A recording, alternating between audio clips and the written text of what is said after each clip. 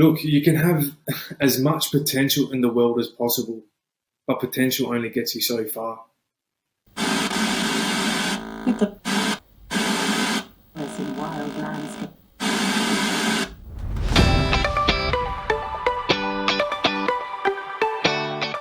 Hello and welcome to the Culture Things podcast. I'm your host, Brendan Rogers, and this is episode 65.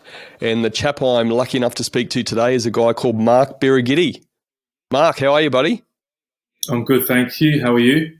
Very well, mate. Very well, mate. Thanks for coming on to the Culture Things podcast. I'm going to read some of your biography. So those that may not know who you are, will learn a bit about you, then we'll dive into our topic. How's that sound? Sounds good, mate. Awesome, mate. So Mark is a professional footballer who plays goalkeeper for A-League side, the Central Coast Mariners. His professional football career started in 2008 with Adelaide United, where he debuted against my team, the Brisbane Roar, helping Adelaide to a 1-0 win. Mark moved to the Newcastle Jets in 2012, where he quickly became the first-choice goalkeeper. During his time in Newcastle, he also had a loan spell in Italy with Serie B side Birrazzi. He joined Premier League side Swansea in 2016, then moved to Holland in 2017-18 before returning to Australia in 2018 after signing a deal with Melbourne City. He then joined the Mariners in 2019 and in his debut season won the Mariners medal. Mark has represented Australia at under 17, 20 and 23 levels and has also been capped for the Socceroos. When he's not playing football, you can spot him most mornings working on his tan on Terrigal Esplanade whilst eating smashed avocado. Today, we're focused on understanding the mindset of a goalkeeper. Birraz, welcome to the Culture Things podcast. Thank you. I don't know about the smashed avocado, but yeah, definitely working on my tan in the mornings. So you don't want to expand on the smashed avocado because I'm pretty sure one of your goalkeeping mates sort of dobbed you in a video a while back. Yeah, look, I do love a smashed avo, but I haven't had one for a while. Obviously, with COVID and whatnot, sitting and dining in restaurants has been difficult. So, haven't had one for a while. But now my wife's fully vaccinated, we can enjoy the perks of eating in at a restaurant and having a nice breakfast down in Terrigal. Absolutely, mate. And have you got babysitters on hand? Because you got young Luca, who's only a young fella, 2 or 3, and then you've got Sienna, who's only a few weeks old, mate. Yeah, so obviously, it is challenging, but, we're riding solo, me and my wife. Obviously, my family are all back in Perth and my wife's family are all over in the UK. So it is only us here, but we're very lucky. We've got a close network of very good friends that, that are always around and, willing to give us a helping hand when needed. And you're a bit of a cook too, I hear. Is that right? I'll give it a crack. I'll try my best. What's your specialty? I'll cook a good spag bowl, being Italian background. I do cook a good pasta. But yeah, my specialty is pasta. Yeah, definitely. That's awesome, mate. You might have to give me some tips because I sent a note to my wife when we had to sort of delay the start time for our recording. Sent a note to my wife and the only thing she came back to me is said, make sure you cook the dinner because Monday night's spag night and that's what I cook. It's all I can cook, really. I can look after you, don't worry. Awesome, mate. I look forward to getting some tips. Mate, let's get into our topic. So this bit of a psyche and understanding the mentality of goalkeepers, mate, because you're a different breed, aren't you? What does that mean when people say goalkeepers are a different breed? Yeah, look, every person I speak to, as you just said, goalkeepers are a special breed and, we definitely are. We're the last line of defence. We see everything that goes on in front of us. We put every part of our body on the line, whether it might be your face, your arms, your legs, anything to stop the ball from going in the back of the net. That's my job. I'll stop the ball from going in the back of the net with any body part, whether if I have to throw my face at it.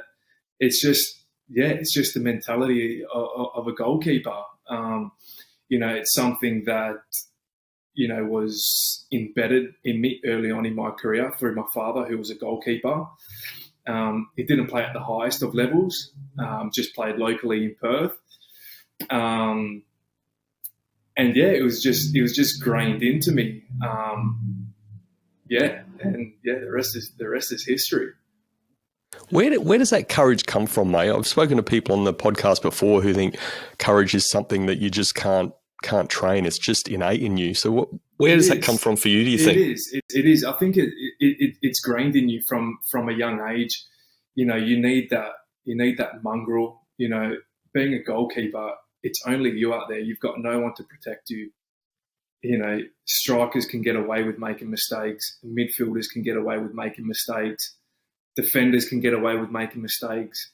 But for a goalkeeper, there's no one there to help you. You make a mistake, you make a bad mistake, and it can cost the team and it can cost you as well. But it's a problem that I like to have. It's a pressure that I love having going into every game. And I just enjoy it. You know, it's a courageous position. You need balls of steel.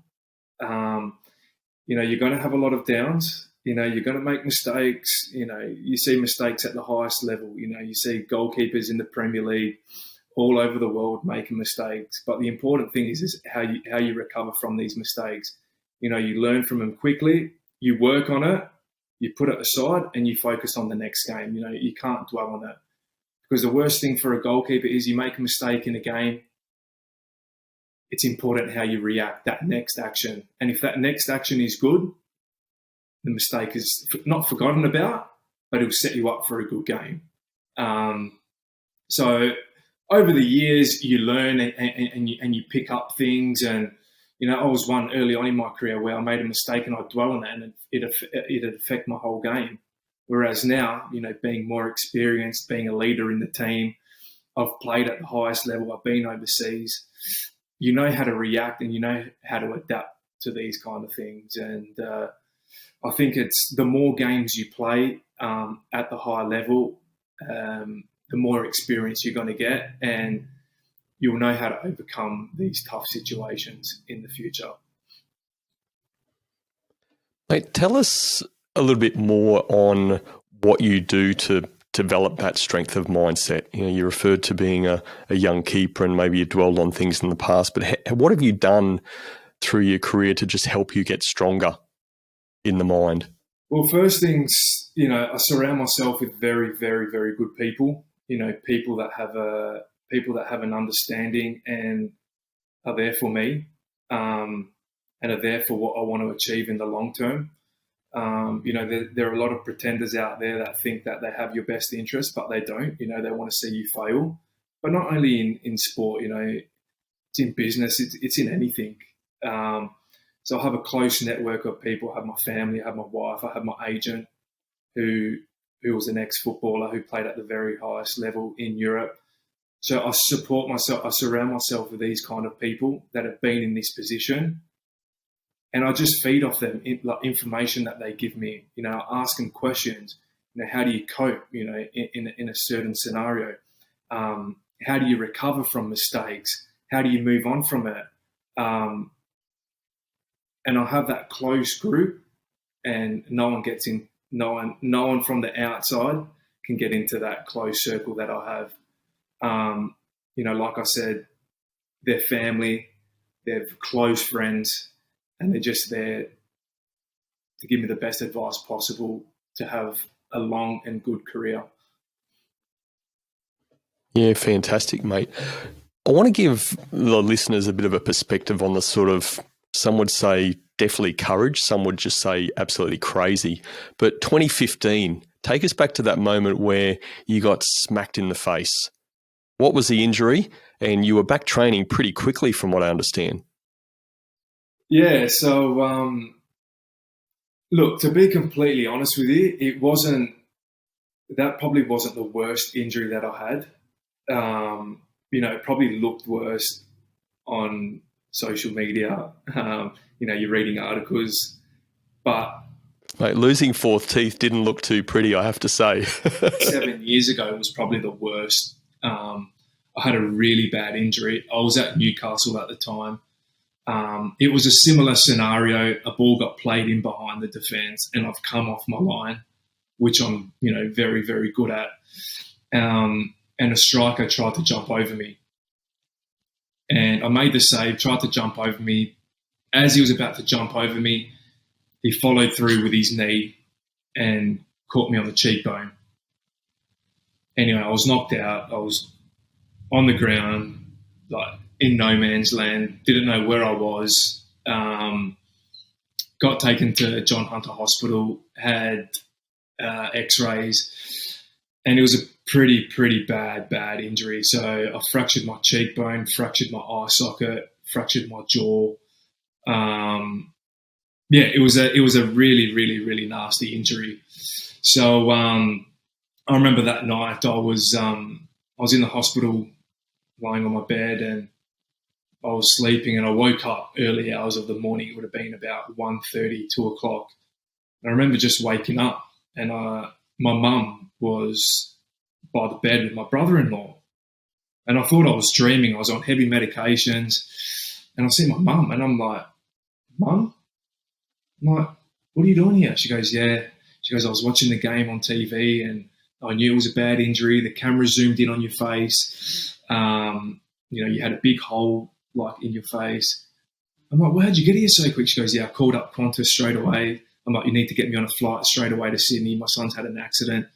So my mum flew over with my brother-in-law. Anyway, went and seen the surgeon the next day. And he goes, pulled up all the X-rays on the monitor and whatnot. And he goes, look, Mark, this is a very easy procedure. He goes, you have two options. He goes, option number one is we cut around your hairline, pull your face forward, and we do the operation like that. Or we give you 8 incisions, and we'll go in and we'll fix it up, and all medical terms that I don't even know about.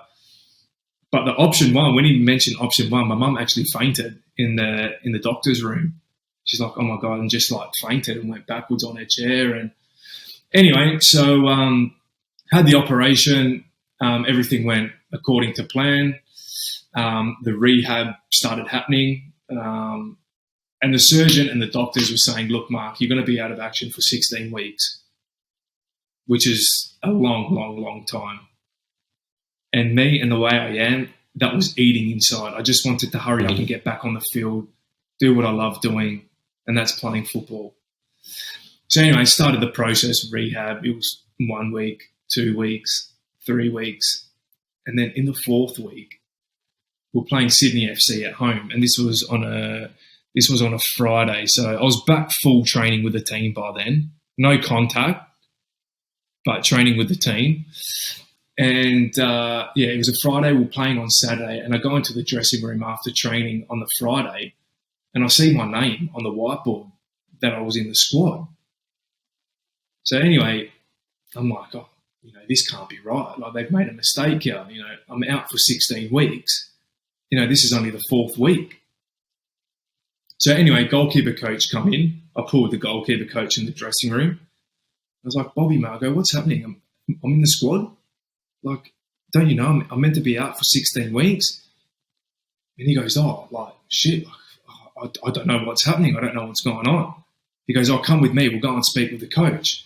So I went into the gaffer's room, the coach's office. And I'm like, Gaffer, I go, mate, what's happening? He goes, how are you feeling? I said, Gaffer, I feel fine. Like, I feel fine, but I can't play for 16 weeks. Like, in case I come out and I get another knock, like, you're talking like serious stuff here. He goes, Mark, be honest with me. Can you play tomorrow? Yes or no? And I didn't know what to say. I was like, yeah, like being young at the time, I was like, yeah, I'll play. So I played the game on the Saturday after 4 weeks. And I actually played the game, and I copped the hit in the game. I copped an elbow to the side of the face. And because obviously I was a bit wary going into the game. All the clubs, all the players around the league knew what had happened. So they were going to test me. I remember it was a corner. The whole team come and crowded me. They put a ball in the box, and I had players swinging elbows, and I actually got hit with an elbow, but I was fine. I recovered well. And then my mindset was like, okay, I'm fully healed. Like I can cope with it. I'm ready to go. And then they just gave me confidence through that whole game and through the rest of the season. It was nuts, though. It was nuts. It was pretty crazy. It's an amazing story. I didn't know about that one, but Yeah. the thing that's jumping out of my head is like player welfare. I mean, 4 weeks. Where, on reflection, how does that sit with you? In that, we love the game of football, and obviously it's your job and all that sort of stuff. But on reflection, where does it sit? Look, obviously, from a club's point of view, it was a silly thing. Player welfare is so important. Normally in these kind of scenarios, you have to get ticked off by the doctor that I'm all good to go. But for some reason, it didn't happen. But back then I was young. I just loved playing football. I missed the game. I just, like, I was in the stands watching, the weeks that I was out, I was in the stand and it was just eating inside of me. I'm like, I need to get back. I need to get back. Like, I need to come and help the team. And we went on a run where I was out of the team. We lost, I think, 3 games. I could see the team was missing me. They wanted me back. I'd go into training. They're like, Mark, when are you back? When are you back? We need you, blah, blah, blah, blah. So it was all that pressure and, it was just the inexperience of me at the time, 18, 19 years of age. I just wanted to play. I wanted to get out there and I wanted to help the team, because the team needed me. And, like I said, it's just my mentality where across that white line, no matter what I've been through, no matter what's happened to me, I just want to play and do what I love doing. And that's, kicking the ball around with a bunch of mates. I wasn't clear on what option did you take, option 1 or option 2? Definitely option 2. Definitely option 2. Option 2 all the way. I'm thinking, you're a good-looking young man. I'm thinking you must have done option 1 and they must have done a bit of plastic surgery. No. So the missing teeth one, which happened a couple of years ago, that was just a couple of missing teeth and that was it. It wasn't as bad. So, like I said, it looked bad on, articles on the news and social media, but it wasn't that bad, just missing 6 teeth. Does Carly come to your games? Pardon? Does Carly come to your games? She tries to. She tries to come to the earlier ones when we kick off at like 4 o'clock, 5 o'clock. They're the better ones, obviously with children and sleep and stuff like that. It is difficult. But yeah, she tries to come to most of the games and, looking at the fixtures for this season, we've got a lot of early kickoffs, which is good. So it'd be nice to have Luca and Sienna there at the games. Absolutely. How's that heart rate knowing that, there's you are putting your body on the line as you've referred to and a couple of those injuries? Where's the heart rate sitting during the game? Yeah, look, I'm a passionate person. I reckon my heart rate throughout the whole game is above 180. No, I'm not caring about your heart rate. I'm caring about Carly's heart rate. Carly's heart rate. When she's watching you putting yourself into battle. Look, to be fair, I have to give it to her. She's pretty chilled. Obviously, touch wood, she hasn't experienced me getting injured since I've been with her. But I think my parents back in Perth who watch every game, I think get stressed more than what Carly does. But Carly, full credit to her. She's pretty chilled. I don't think she gets to watch much of the games, to be honest. She's in the box, playing with the kids and minding the kids, and Luca's running around up in the box, and so she doesn't get to watch much of the game. So I hear about it in the car after the game. I'm like, babe, I go, what did you think of the game? Well, I don't know. I didn't get to watch any of the game. I was chasing Luca around the whole time. Sometimes she doesn't even know what the score was. Yeah, sort of the way it works, isn't it? There's a lot of work involved in looking after little Luca, I suppose. Yes, it is. Little terror, but it's good. Keeps me on my toes. Absolutely. Mate, you mentioned a number of times that you just love football. Like, where did that come from? Where's your love of football grown from? Yeah, like I said earlier, it's just been ingrained in me from an early age. Obviously, coming from an Italian background, football is big in Italy, massive. My grandfather played, my father played, my uncle played, and it's just football 24/7 in the Birighitti household back in Perth. my poor mum, my poor sister absolutely copped it at a young age because it was just constant football talk. So I had no choice. Sounds like you couldn't get away from it. Couldn't get away from it. Well, AFL's pretty big in WA as well. So what about that? Was never an option? Yeah, at a young age, I was kick back in the day. I don't know if that still exists. I was kick. I gave that a crack, but no, it was football from day one. Yeah, it did help me actually a bit of Oz kick. Catching the ball, learning how to catch the ball, and taking a mark and jumping as high as you can to take balls, and that very similar to obviously being a goalkeeper. Similar traits and characteristics. So, but yeah, no, my AFL wasn't AFL. Look, I love AFL. I still watch it now. I'm a West Coast Eagles member, but no, it's just football. Mate, you've probably got the safest hands on the Central Coast, but I've seen you carrying Luca around Terrigal from time to time. I'm sure you've dropped. Have you dropped Sienna yet? No, I haven't dropped Sienna yet, but man, my back absolutely hanging on by a thread, carrying Luca. Just wants to be in the arms 24/7. And mate, let me tell you, my back is absolutely gone skis. Like, I need to see a chiropractor, I think, because he's a heavy little bugger. I can tell you that. Just constantly wants to be in the arms, and he'll be 2 in January, but he's an absolute unit. So, and he loves his daddy, and he just wants to be in my arms. But I feel the effects in the morning when I wake up, and my wife hears about it as well, complaining about my lower back. Mate, let's talk about game day or even pre-game day. What sort of rituals, any superstitions that you have? What's going through your head in your preparation for a game? Yeah, look, obviously, the more older you get, the more experience you get. You try and, obviously you think about the game during the week. In training, you're working on things, to try and try and perform the best you can on the weekend. There's always video sessions on opposition teams, where their weaknesses are, where their strengths are. But now I'm at an age where I try not to overthink things.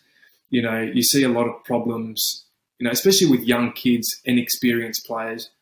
They play the game in their head 2-3 times before a ball's even being kicked. And, I can understand, you want to think about the game and you want to have a good game and you want to do everything you can. But over the years and with experience, I just let the game come to me and I just play the game as it is. I don't overthink things. I have a good warm-up before the game.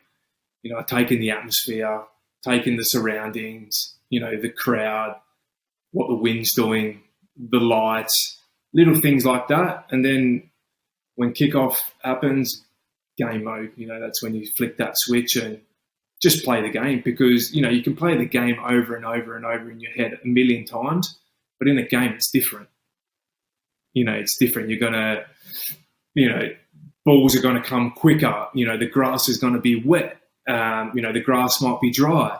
So you just try and play the game as it is. Don't overthink things. But yeah, rituals, pretty chilled. Wake up in the morning, game day, go for a walk with the family down in Terrigal, coffee. Just chill out, come back home, spend time with the family, lunch, and just chill, like just relax and just focus, stay hydrated, eat well. And then we normally get to the game about an hour and a half, 2 hours before kickoff, get to the game, and then treatment. If you need a massage, you need to see the physio, you need to get strapped, all that kind of stuff. And then, but no real superstitious, no, nothing like that. Don't buy into that at all, eh? No. Mate, you've mentioned also how you're a leader in the team. I know Ollie Bozanic is the captain. So what does that mean, you as a leader for the Mariners? Look, I've played for many clubs. I've been overseas. I've played with some big name players over in Europe, and to see the way they are and the way they lead by example, not only on the field but off the field as well. It's phenomenal. I'm very happy and thankful that I'm in the leadership group with Ollie Bozanic and Maddie Simon at the club. Two real leaders, have played at the highest level, have represented their country. But for me, leadership is a big word. It's a massive word. And I think with my experiences, traveling all over the world for football, you see how it is at the top of the top, and the way, captains and the leadership group lead by example. It's definitely helped me, in my role at the club. We have, back in the day, people think, a leader on the field is, a captain who shouts and he screams, and, but it's not like that. The game's changed.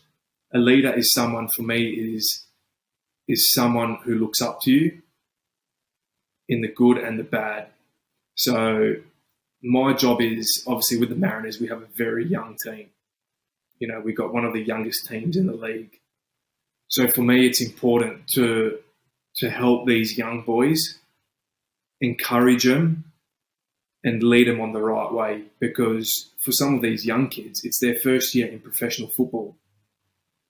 So for me as a leader, you're not going to get the best out of a young kid if you're smashing him and always constantly on his case 24/7, screaming and yelling at him. And like I said, over the years, you develop these skills on, everyone's different. Everyone wants to be treated differently. I treat Maddie Simon differently to how I treat Marco Urena. I treat Marco Urena differently how I treat young Jacob Farrell, who's an 18-year-old Central Coast boy. It's his first year. So, Jacob Farrell's one where, there's a way to speak to him and there's a way to communicate to him. You put your arm around him. You teach him, you advise him. Matty Simon, I can scream at him and yell at him, and he'll tell me where to go, and I'll tell him where to go. But then after training, we hug it out. So it's an enjoyable thing. I love it. I love helping young kids. I love seeing them progress, and I want to see them reach the pinnacle. I pass my experiences on to them. What it takes to play at the highest level. Full credit to them. They take it on board. They work hard. They listen. And it makes my job easier in the end.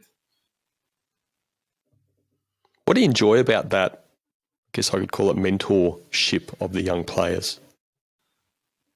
I enjoy it because I see these young kids coming through with, Brendan, so much potential. Massive potential. And I've been around players, I've grown up with friends and players who were the next big thing. But for some reason, they get distracted. Their mind focuses on women, focuses on going out and having a good time. Yeah, no problem. You can have women, you can go out and have a good time, but you need to pick and choose when you're doing it. So I've experienced it, with my father and how I was brought up as a young kid. I missed out on all that stuff. I missed out on going to school discos. I missed out on going to school formals. I missed out on going to my mates' parties because I had to get up early the next morning at 6 o'clock in the morning. My dad would drag me by the ears in the car. Come on, son, we're going to training on a Sunday morning at 5:30, 6 o'clock. So... And I don't want to see their career get wasted and go down the drain. I don't want to see that, because honestly, there's players in our team, young players in our team, that can go to the Premier League, that can represent their country, that can go to the highest level possible. And I don't want to see them screw it up by getting misled, heading down the wrong pathway. You're here to do a job. Because at the end of the day, your career is short. Especially as a field player, you don't have the luxury of playing until you're 40, 41 like a goalkeeper.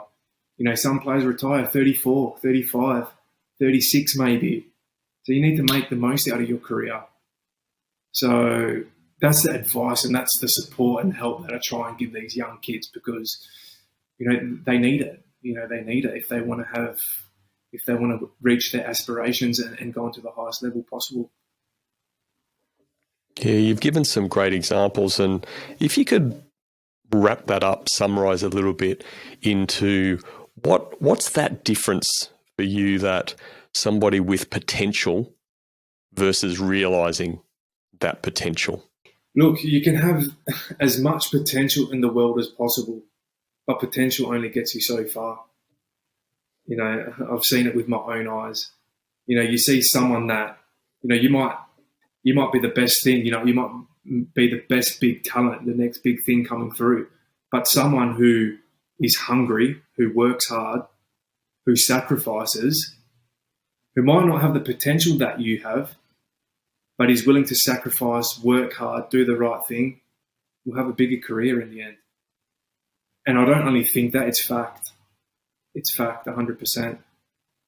So if that's how I can summarise it, that's probably the best way to summarise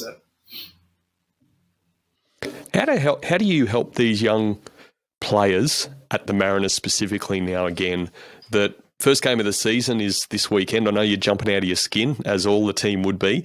How do you help those players leading into the first game and it may be their debut season? Yeah, look, obviously it's been a long pre-season. We've played a lot of friendly games, but now the real McCoy starts. This is where it's crunch time. It's do or die. Like you said, for these young kids, this will be their first professional game, A-League game, in a derby against Newcastle, rivals in Newcastle. Maybe 10, 15,000 people there, round one. It's going to be tough for them, but they just going to have to, they're going to have to do it. They're just going to have to go out, forget about the media, forget about social media, everyone talking about the game. Just focus on the game, focus on your job, do what you do, play to your qualities, play to your strengths. And if you're better than your opposition player and you get the best of him, you'll have every chance of winning the game. That's the advice I can give to these young kids. Don't play the surroundings. Don't worry about the fans. Don't worry about anything. Just when you cross that white line, just be better than your opposition player. And if you're better than your opposition player, and we have 10 players that are better than them, we'll have every chance of winning the game. So, yeah. Mate, you may have already answered this question in a different way, but I want to ask it anyway. What are you loving most about being at a club like the Mariners?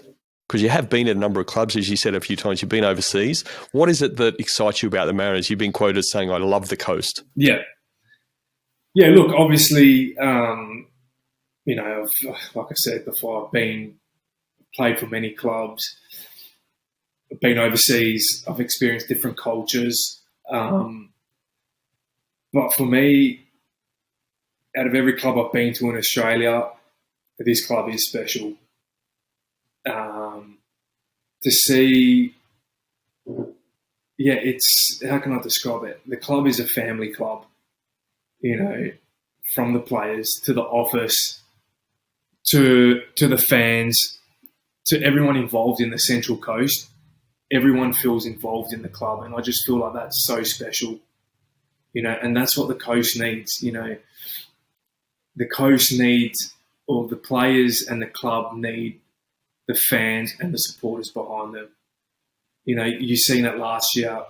Every game we won, the crowds were getting bigger, and it was just amazing to see. As a player, there's nothing better than playing in front of 10, 15,000 people, and looking back 5, 6 years, the fans have suffered.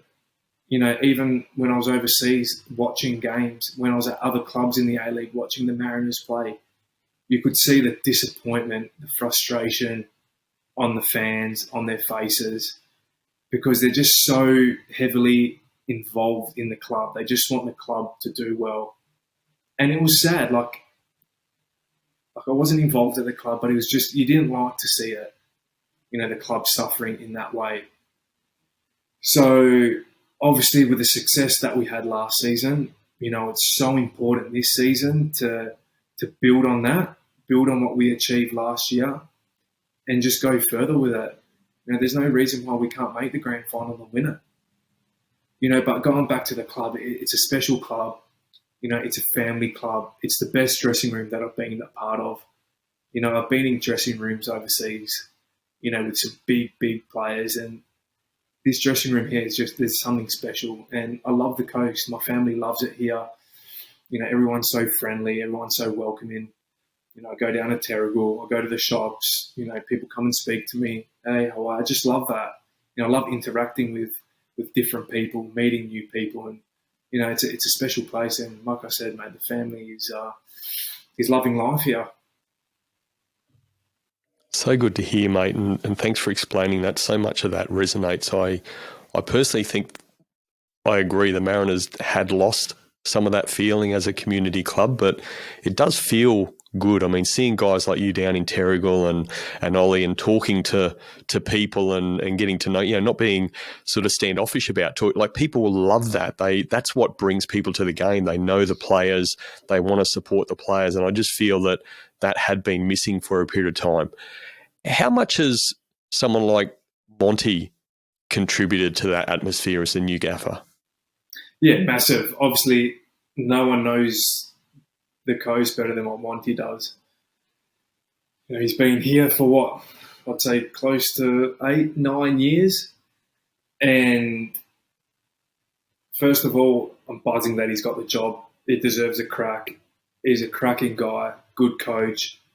And I just hope, You're doing great at sucking up to him for this weekend, mate. There's not many nice guys in football, but he's a good bloke, and I just hope we have a successful year and give him what he deserves, because he's a top guy, a cracking guy, and I just want him to have so much success. He deserves it. But like I said, he knows the coast better than anyone else. It's weird because he's like a player. Like, he's the coach, but he's like a player. He's like one of the boys, and you still see him out and about, and he's drummed that into us. The community, the fans, like, it's an integral part of this club. And it's so important that we keep that. Doing little things like promotions. Going out to schools, going out to football clubs, giving back to grassroots. It's massive. If you want fans to come to the game, these are the little things that you have to do. And it's so important to a football club to have, the supporters and the fans, and like you said, I love it. I love going down to Terrigal. I meet people, they come up to me. I've never met them before. And I'm there like you. I didn't know you from a bar of soap. You come and introduce yourself, and every morning, we speak, we chat. Like, I just love it. It's fantastic. And I was in that position when I was a young kid. I've seen it with my own eyes. I used to go to the Perth Glory games back in the day with my old man. And I used to see players, idols, and players that I looked up to. You go after a game and you want to have a photo with them, and they say no, or they just turn their back on you, and it's not good. Like, it's not nice. I've seen it with my own eyes, and I was hurt. Like, I was hurt as a young kid. Seeing that someone that I looked up to can't even have a photo. Like, it's not on. What does 5 seconds of your life cost to, like, a young fan? And these young kids, they look up to you, and you're a role model. Not only what you do on the field, but what you do off the field as well is as important. And how you conduct yourself and how you treat people with respect and dignity. It's crucial. It's not what you do only on the field. It's how you are off the field as well, and it's just as important. Yeah, once again, mate, well said. You're certainly a fine gentleman off the field. Maybe you're not as much of a gentleman on the field. What's this thing with goalkeepers? They sort of, grab the ball on their line, they run out to the edge of the 18-yard box screaming and shouting. Is that something they teach you at goalkeeper training or what? Just pure emotion, mate. Pure emotion. When someone's not doing their job properly, especially as a goalkeeper, as a goalkeeper, communication is so important. It makes your job so much easier as a goalkeeper. Trust me, communicating to your defenders, and if you don't communicate, I don't communicate because I'm on them, for the whole 90 minutes. But I'm coaching them, and if they make not a mistake, but if I tell them to do something and they don't, or I tell them to go and block a shot and they don't block a shot and then they shoot, I'll go out and I'll let them know. It's not having a go at them. It's just trying to make them a better player and trying to make my job a lot easier. Because the worst thing is going into a game making 10, 15 saves. I don't want to do that. I want to go into a game making 2 saves, 3 saves. Gone are the days of goalkeepers making 15 saves a game. And that's where communication skills over the years have really helped me. And I underestimated that back in the day. You don't need to talk. But as you grow up, experience, communication is so important. And if you see me go off my chops in a game, you know why. The defender has either done something wrong or he's not listening to me. So it's good. Keeps them on their toes. They need it sometimes. Mate, I've watched a few scenarios on YouTube and you've got a pretty wicked death stare, I have to say. I'm not sure I want to be on the other end of that. Yeah, I don't know. It's maybe, I've seen the videos on YouTube, mate. I don't think it's screaming at the players. I think it's more screaming at the referees, giving the referees a mouthful. Now, that's something you're not allowed to do, is it? Yeah, but you have to sometimes. You got to keep got to keep them on their toes. Goalkeepers know better, right? Yeah, we do. We do. We know what we can get away with. This goalkeeper position, mate, and the communication that's happening on the field and continual communication to the players, you're seeing things from the back that other players aren't seeing from their position. How important is that on the pitch, but also particularly when you go into into half time? How much do you talk at half time and share what you're seeing? Yeah, look, obviously, during 90 minutes, you have the whole picture of the field, your last line of defence. You can see where things are breaking down, where other teams are hurting us. You can see all these things, but it's hard for me because, I can't shout to the strikers who are 60, 70 metres away. I can only really control the back four, the defenders, and maybe the midfielders if I'm lucky. So for me, during the game, it's just getting everyone organised, getting the back four organised. But these days, it's made so much easier. Obviously, with technology, we have videos. We have the assistant coach. We have the goalkeeper on the bench, who can see things that the gaffer might not see. So at the halftime break, I'll pick up on things and I'll let them know what I can see and what we're doing good, what we're doing bad, what we need, what we don't need. But Monty's smart enough, he's played the game. He knows the game inside out. But so we come in at halftime and we'll have video, we'll have a projector, few points. He doesn't want to brainwash us. He doesn't want to give us too much information. I'll pass what I think and what I know onto the coaches and onto the players. But at the end of the day, it's the coaching staff that do all that kind of stuff.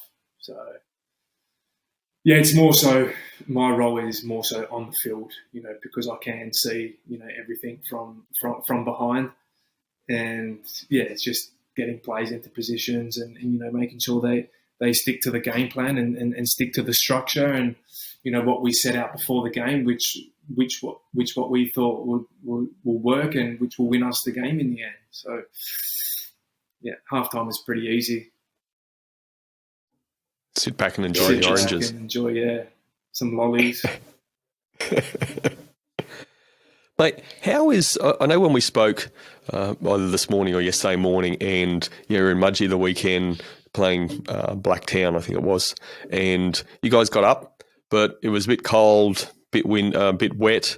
As a goalkeeper, you didn't have a lot to do. How do you maintain a level of concentration? Yeah, look, obviously, no matter where you go, you're going to face different conditions. It's going to rain. It's going to be windy.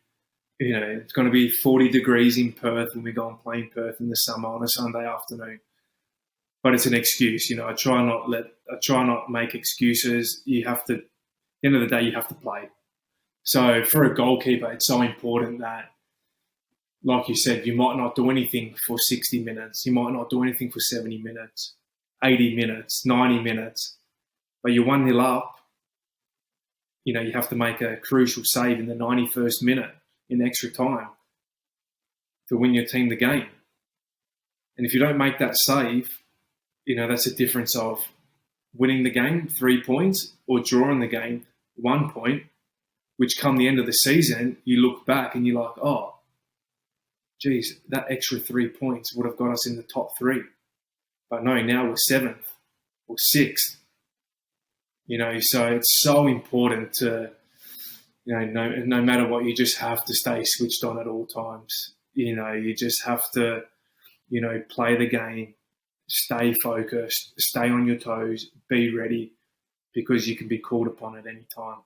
That's our position. And you need to be there when the team needs you. Like you said, you might not touch the ball the whole game, but you have to make that crucial save at the end of the game. So it's just staying mentally alert, mentally, being aware. Like you can't switch off for one second. Not in our position. You can't afford to, because it can cost you. It can cost you. Maybe not cost you, in the coming weeks, but at the end of the season, you look back and you're like, oh, geez, that 3 points, would have been the difference of making finals or not making finals. So just another little bit of pressure. You guys love that. What is it about the pressure you love? Just thrive off it. We just thrive off it. Yeah, it's just, some people think, like, how do you thrive off pressure? Like, you're nuts. But just enjoy it. Like, I just love being the best. And, obviously I don't go into games thinking that I'm going to make a mistake. I'm going into games thinking with that mentality that I'm the best. I'm the best goalkeeper in Australia. And I'm going to prove to everyone and show everyone why I'm the best goalkeeper in the country. That's the mindset you have to have as a goalkeeper. It might sound arrogant, but in my position, you need to have that arrogance. Otherwise, you're not going to survive.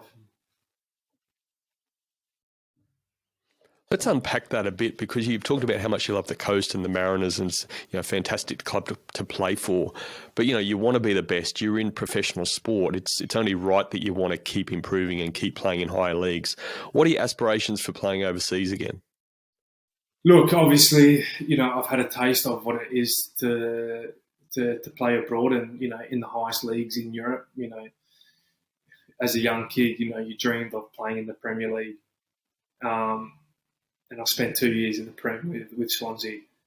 And, I never thought I'd get there, but, I got there, all the hard work, all the sacrifices, like maybe when I was a young kid, I didn't have all the potential like other kids had, but I sacrificed everything to get to the top. And all that hard work and all that sacrifice paid off in the end.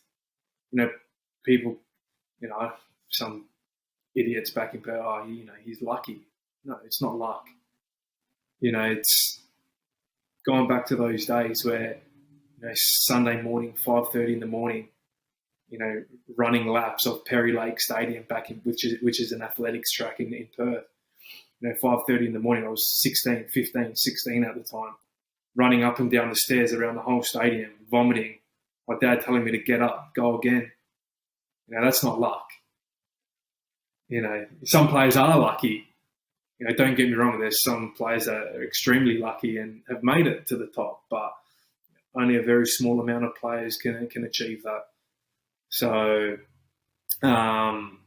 look, aspirations, I want to go back overseas. Definitely, I'm 30. I have probably another 10, 11 years left on my playing career, and I want to make the most of it. I want to experience different parts of the world. I'd love to go to the Middle East. I'd love to go and play in Asia, and just experience a new culture, a different style of football. Because I enjoy it. I enjoy what I do. I enjoy going to different parts of the world and experiencing different styles and different philosophies of football. I experienced a philosophy in the UK. I experienced a philosophy when I was in Italy. Experienced a different philosophy when I was in Holland. Australia is different. In Holland, football is very technical. Here in Australia, it's technical, but you need to be more physically fit. You're in different conditions. You're playing in the summer. Over in Europe, you're playing in the winter. It's all these different things, and I want to experience that. So for me, next step would probably be Middle East or somewhere in Asia would be ideal. Not to say Europe as well. I'd definitely go back to Europe in a heartbeat. I love Europe. Europe's fantastic. My wife's family's over in Wales, so to be closer to them. She's been away from the family now for 4 years. So if I can find a good club closer, in Europe, closer to Wales, it'd be ideal as well. So, look, I don't want to think too far ahead. I have a big season ahead of me. I had a great season last year, but that's forgotten about. Now I have to really kick on and build on from last year and smash it again this year. Have you got a favourite memory from playing overseas, mate? Favorite memory from playing or overseas? Look, playing wise. So if you say to me, Mark, what's your best memory playing when you're on the field? I'd say when I was in Holland, because I was at a small club in Holland, very small club, and we played against Feyenoord, which is one of the biggest clubs in Holland, and the club has never beaten Feyenoord in the club's history. So we played them down in Rotterdam in front of 65,000 people. Nuts. I was bricking it before the game. I was so nervous. I ended up getting man of the match, and we beat them 2-0 in Rotterdam. First time in the club's history that it's ever been done. So that was probably, as a player, like being involved in the game was probably my highlight. But then being at a club and not playing, I'd have to say my time in Swansea. Travelling with the team, going to all the different stadiums, warming up on Anfield, warming up at Old Trafford, warming up at Wembley, it was just nuts. And, walking in the tunnel, you're touching shoulders with, the likes of Vardy, Pogba, Wayne Rooney, the list goes on. So that was next level as well. Mate, just going back to Holland and Feyenoord, aren't their fans crazy as well? Nuts. They're one of the craziest fans in Europe, aren't they? Like, how did you get out of there alive? You talk about communicating like on the field, but mate, you couldn't even. Honestly, I couldn't even hear myself think. It was just like it was nuts, Brendan. Honestly, it was out of this world. Like at a corner, like when we were defending a corner, I was speaking to one of my players who was like not even a metre away from me, and he couldn't hear what I was saying. Like it was just, nuts. And the way the stadiums are over there, it's not like, so like the grandstands are like, they're on top of you basically. Like they just go up. Like a lot of the stadiums go like back. The stands are just up. So they're like just all on top of you. And like, honestly, you can't even hear yourself think. Like it was just nuts. But we got the job done, which was good.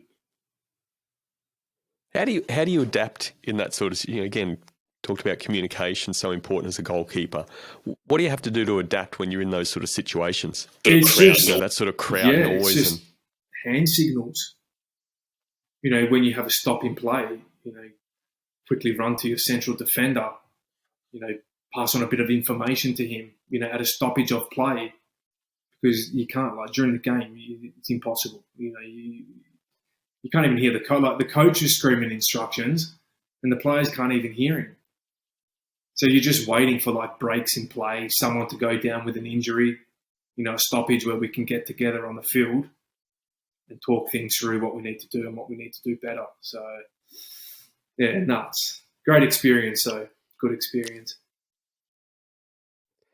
Mate, I'm going to flip that around to maybe the real tough experiences. I know you spoke earlier around a couple of injuries and, both pretty serious, but one maybe more serious than the other. What's been the toughest moment for you in this professional football career? Look,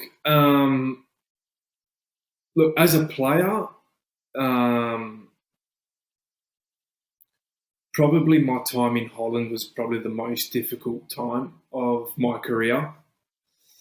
Over in Holland, it was, so I went to a club. So I left Swansea, who were in the Prem at the time. I went to NAC, which was a club in Holland that I joined. They had a lot of problems with the goalkeepers in the past. They got rid of a lot of goalkeepers. There was just this. The club had a problem with goalkeepers. So anyway, I rocked up at the club. Big hopes, come from the Premier League, come from Swansea. And we had a real young team. Like, we had one of the youngest teams in the league. Like, we had like 17, 18, 19-year-olds in the team. So for the first 5-6 months, the fans absolutely loved me. The team was on a roll. We were flying. We were mid-table, but for a club like NUC, that's massive. Because normally they're fighting relegation. They're in a relegation battle every year. Then a few bad games started happening. I was making some mistakes. And the way they see it there is they love their Dutch players. They're like, why are we bringing in a foreign goalkeeper when there's someone in our own backyard that can do as good as a job as what Birighitti is doing? But like I said, the first 6 months, I couldn't do anything wrong. Started losing a few games, made a couple of mistakes. Media were getting a hold of it. Social media was getting a hold of it. I was getting slaughtered on social media. I'd walk down the streets in the city that I was living. I was copping it. But the club, fair play to the club, they stuck by me. They played me. But honestly, it affected me. Like, my mental state was probably the lowest it's ever been as a footballer. And I was going into games scared, home games. Like, I would get a ball back from like one of my own players and I was getting whistled at. I was getting booed at from our own fans' mind. And I didn't know how to cope with that. Like, I didn't know how to deal with it because it was the first time in my career that I've experienced this kind of situation. And I was going into games not myself. I was going to games scared. I didn't want the ball. Like, if the defender would turn and play, I'm like, no, just kick it away. Like, I didn't want it. But I didn't, like I said, I didn't know how to cope. I didn't know how, because I've never been in that situation before. So anyway. What did you do? Like I said, had that close group, had family, had my agent, had Carly at the time. So just don't worry about it. Don't let these imbeciles affect you. Just get off social media. All these keyboard warriors think how, they can smash you over a keyboard, but when they're face to face, they're all lovey-dovey. Just don't let it affect you. Just forget about it. Get off social media. Go to training. Work hard. Just do your stuff. Be professional. And don't let the other shit affect what you do on the field. And then, that was basically it, really. And then the season finished. New coach came in, signed another goalkeeper. He didn't want me. And I was back in Australia and signed for Melbourne City. Yeah, it was pretty nuts, experiencing that. It was tough. It was tough. I didn't even want to leave my apartment. Like, it was just tough. Like, it was brutal. But that's what it's like over there, Brendan. It's do or die over there. Here in Australia, we're so lucky. We don't have a relegation system here. You come last in the A League, and it means nothing. You go on holidays earlier than the other teams. In Holland, you come last or you're in a relegation battle, mate, the club's losing millions. You can't leave your house. Fans are at your training ground. They want to kill you. Like, it's just a whole different, it's just next level over there. Next level. Having that experience, mate, and the fact that, you have a drive to play overseas and take an opportunity again, what would you do differently? How would you handle those situations? Because they'll happen. Of course. You're a goalkeeper, you'll make a mistake. Yeah. That's life. Flick that switch, mate. Flick that switch, make a mistake, get on to the next action. Don't worry about the surroundings. Don't worry about the fans. Don't just zone all that out and just do your job. Just do your job. You make a mistake. Don't bother. Don't get on social media.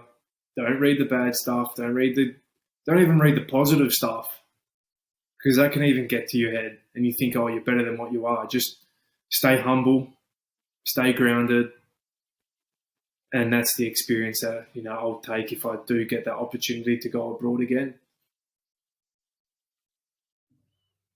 What do you like to do to stay grounded, mate? Again, professional footballer, professional sportsman. Some would say they haven't been involved in that sort of environment. It's a different environment. Is it the real world? Maybe not. But what keeps you humble? Look, it's been grounded into me from a young age. I come from a family that, didn't have the luxuries of what other families have. My father, my mother have always had to work hard for their money. They sacrificed a lot for me to have a career. Whether that was leaving work early to come home, to take me to training. They've always been there for me. My parents have been phenomenal, in my career. And I have that mentality of, staying humbled, no matter what you've done, no matter what you achieve, stay grounded. You see some players, that have made squillions, millions of dollars, but are absolute jerks. And it tarnishes their reputations. Like, it's not nice to see. I'm lucky enough, I went overseas, I made good money, but I'm not one to show my money. I'm not one to drive flashy cars. I like nice things. I reward myself, don't get me wrong. I reward my wife, for putting up with me. 4 years. We're all in that boat. Mate. But just to stay grounded, mate, spend your money wisely, do the right things with your money. Spend your money on things that are going to make you money. Because you see it, in our day and age, players making millions and have got nothing to their name anymore. It's sad to see. But I'm lucky, I have my wife, I have my family, my family back in Perth, that close-knit group that really helped me as well. Staying humbled, so important. So important. Because the last thing you want is to have that reputation of, he's a jerk. Yeah, he can have all the money in the world that he wants, but he's an absolute jerk. It's not nice. It's not nice to have that, next to your name. If you think about some of the players you have played with, whether it's on field or, goalkeepers, whatever, but what are the attributes that stick out for you as far as, that player or those players are just fantastic team players? Sorry, what was the question? All of the players you've played with over time, you think about them, and there may be some that you felt are more team players than others. What sort of attributes do you see in those sort of team players, in your experience? Mate, I've played with players overseas that have played in World Cups, that have done everything they have in, like everything you dream of as a young kid, they've done. Whether that's win a World Cup, whether that's playing in a Champions League, whether that's playing at a European Cup. Give you a great example. A very, very good friend of mine, Fernando Llorente, Spanish international, played for Spain, won a World Cup with Spain, won a European Cup with Spain. He's done everything. The guy's worth over 100 million. Anyway, I was lucky enough to play with him in Swansea. And this guy, honestly, is like my brother. From day one, I met him, not like a brother. He's obviously a lot older. He treated me like his son. To see someone with that much money, but the way he treated me and looked after me, the way he did, unbelievable, amazing. He'd do anything for me. And it was just so good to see, someone that's done everything in the game, helping a 23-year-old kid out from Perth. Never met him before. Just an absolute gentleman, and someone that I admire, and someone that I definitely look up to. Yeah, true gentleman. They're the best ones. Those are the players that you look up to, and you're like, wow, how can you just be so? Forget about football, forget about the achievements, forget about what you've done as a footballer. But how can you just be so perfect as a human being? It's just beautiful, amazing to see. Amazing to see. I still speak to him once a week. Like, he calls me. Where is he in Spain? Calls me up. How's the family? How's the little ones doing? Like, just so good. Like, he doesn't have to do that. He's done everything in the game. It's just amazing to have those people, by your side. It's just amazing. What sort of legacy do you want to leave for other players when they think of Mark Birighitti? What do you want him to say? That he's a winner. That he's an honest person. He's a helpful person, humbled. I want to guide these young kids. I want to set a good example for these young kids coming through. Obviously there's going to come a day where I'm going to hang those gloves up, and I'll be on the couch with a glass of red wine watching these young kids coming through. And I want to see them, what I've taught them over the years, what I coached them. I want to see them. I want them to take the reins and take charge. Be a leader. Be a good role model on the field, off the field. Conduct yourself in the right way. That's the legacy that I want to leave. Mate, you mentioned one player, Lorenzo, and is there anybody else who you would think of that doesn't have to be a player, but who's had that major impact in your own career and leadership journey? If you could My choose wife. one person. Look, obviously my family have, my dad and my mum, big influence in my career, massive influence in my career from a young age. But my wife has definitely taken the reins. Look, very successful woman back in the UK, had her own business, successful business. I met her when I was there, and she's been with me since. She didn't have to. She was making good money back in the UK, close to her family, close to her friends. But she wanted to give that up to support me and help me have a career. Not many women do that. Not many women sell their business, give up everything to travel the other side of the world to support their loved one. It's amazing. Amazing, and I can't thank her enough. And we're so lucky now. Married, 2 beautiful kids. it's just perfect. And we speak about it every night how lucky we are. And I speak to her and I'm like, oh, do you miss your business now? Look what we've got now, two beautiful kids, two perfect kids. So I can't thank her enough. What she's done and what she's sacrificed has helped me a lot. It just gives me that peace of mind as a footballer, going into games, not having to have to worry about her. And obviously she misses family. It's normal. She hasn't seen her family for 4 years. But, at least I get that peace of mind going into games that she's happy and, two beautiful kids, and so important. So I can't thank her enough.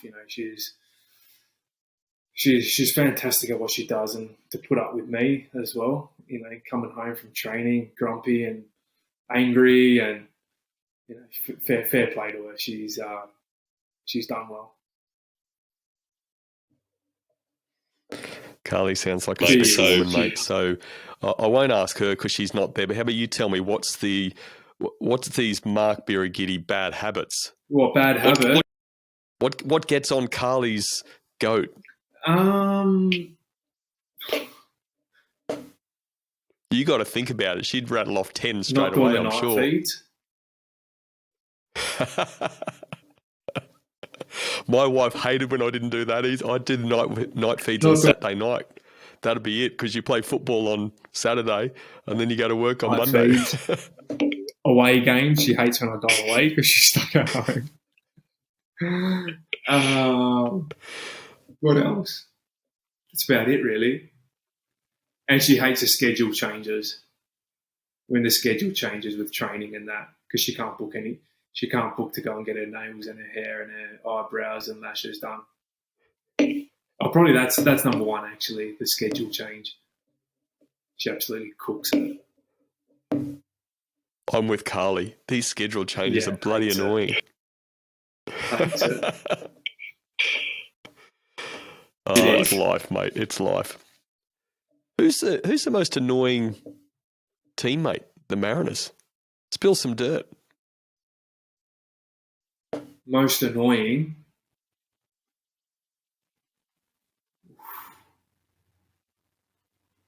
It's a tricky one, actually.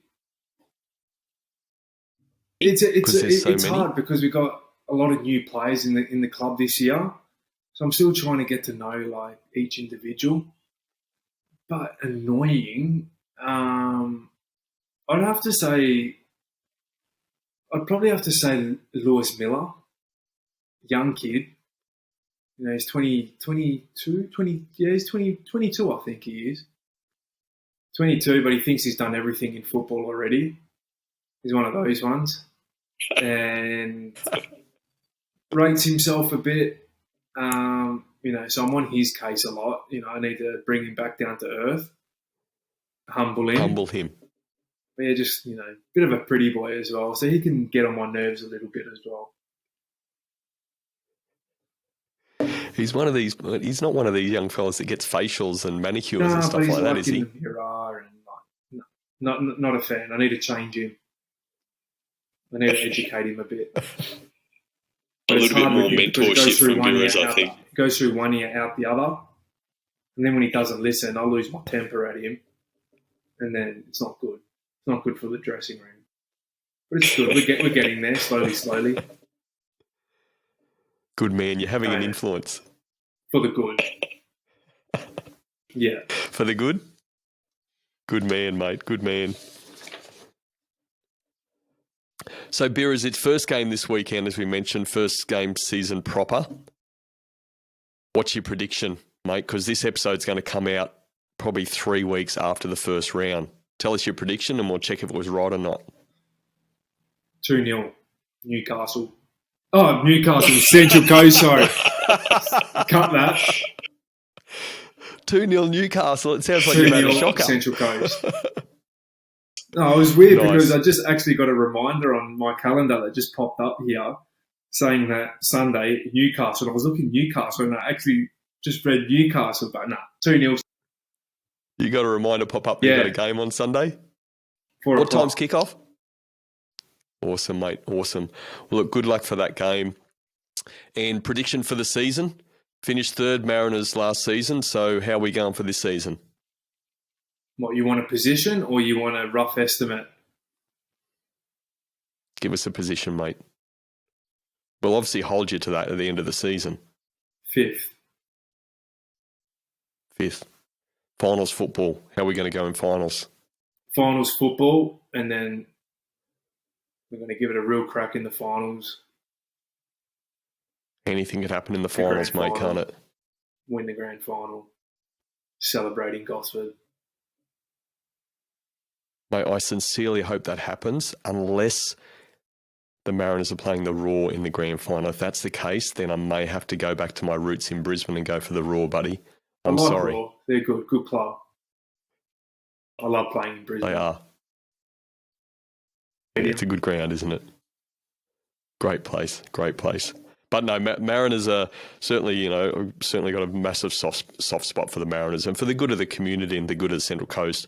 It's really important that we've got a strong Central Coast Mariners club. People like you at the club certainly make it stronger. A number of the other boys who you've referred to today, mate, there does feel like a good feel around the community and the Mariners getting in touch again with the community. So, mate, and you doing this interview with us today and, changing your schedule, really appreciate that much. That shows how much you are committed to the community and getting some message out there and sharing your psyche and your insight about being a goalkeeper, mate. My assessment at the end of this interview is that goalkeepers aren't actually that bad. We're good blokes off the field, just on the field. Yeah. I never. What does Matty Simon think about goalkeepers? Lucky I'm on his team, to be honest with you, because I hated playing against him. Oh, yeah, he looks like he's a menace. I used to hate playing against him. So I'm glad he's on my team now. But no, I've got a good relationship with Simo. He's one of my good mates, and a lot of respect for him and what he's done. And it's nice that we're in the same team, and being an older head, Central Coast boy, it's good to see. And he's good guy, good family, good person to have at the club. And it's so important to have players like him, represent the coast. It's fantastic, along with Ollie Bozanic as well. Yeah, who's a coast boy as well, isn't he? He is. Yeah, having those guys back and roots on the Central Coast again really supports that community club feel. So, mate, thanks again for your time. It's been a pleasure having a chat with you. Thanks for being so open with us and sharing your life as a goalkeeper, buddy. Thank you for having me on the program. Absolutely loved it. Been an absolute pleasure, buddy.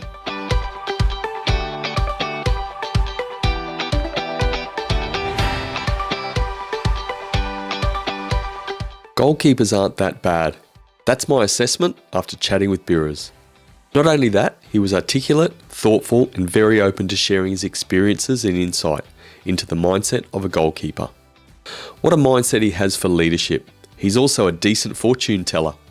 During our interview, Birraz predicted a 2-0 win to the Mariners over Newcastle in the Derby match. He was pretty close. The Mariners got up 2-1. If only he'd kept that coveted clean sheet, his prediction would have held up. Let's hope his prediction of Mariners playing finals football comes true. One thing's for sure, Birraz having another great season and providing leadership from the back will give the team confidence and go a long way to the young Mariners having another great season. By the way, Birraz is also a Liverpool FC supporter, so there's no doubt he's a top bloke. These were my 3 key takeaways from my conversation with Birraz.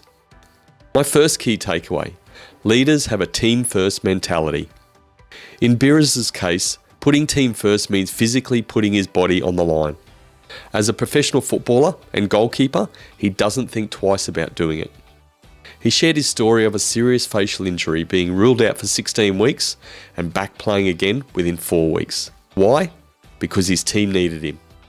This is definitely a leader with a team-first mentality. My second key takeaway: leaders help people reach their full potential. They're passionate about lifting others up and helping them succeed. For Birraz, this involves spending time with the young players, getting to know them, understanding them, mentoring them, treating them as individuals, helping them realise their potential and learning to maximise it. Leaders are passionate about helping others reach their full potential. My third key takeaway: Leaders live for self-improvement. Whether it's keeping a clean sheet, saving penalties, or striving to play in a higher league, they're always pushing themselves to be better. They know that driving their own self-improvement sets a foundation for their teammates to seek improvement. Leaders set the standard, lead by example, and live for self-improvement. So in summary, my 3 key takeaways were: leaders have a team-first mentality. Leaders help people reach their full potential. And leaders live for self-improvement.